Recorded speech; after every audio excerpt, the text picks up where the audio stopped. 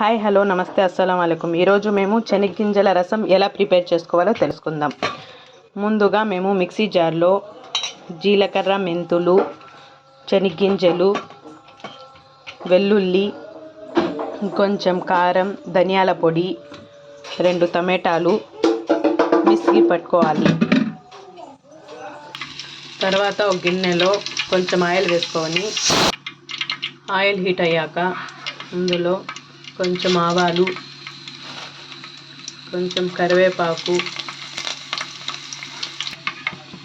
తర్వాత అందులో ఒక ఉల్లిపాయ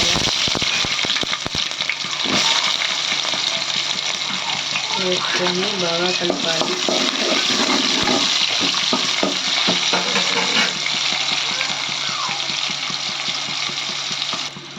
తర్వాత ఇందులో ముందుగా ప్రిపేర్ చేసుకున్న మసాలాని వేసుకోవాలి. ఇది బాగా పచ్చివాసన పోయేంత వరకు బాగా ఫ్రై చేసుకోవాలి. ఇందులో రుచికి సరిపడా ఉప్పు వేసుకోవాలి.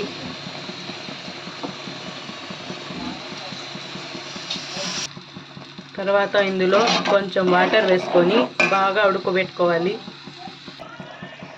ఇది బాగా ఉడికిన తర్వాత ఇందులో చింతపండు గుజ్జును వేసుకోవాలి. ఒక 5 నిమిషాలు ఉడకనివ్వాలి.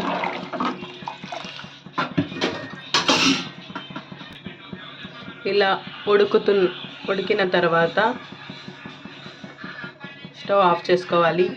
ఎంతో టేస్టీగా రుచిగా ఉండే శనగగింజల రసం రెడీ అయిపోతుందండి. చాలా అంటే చాలా బాగుంటుంది. ఒకసారి ట్రై చేయండి. అన్నంలోకి చాలా బాగుంటుంది. Thank you for watching.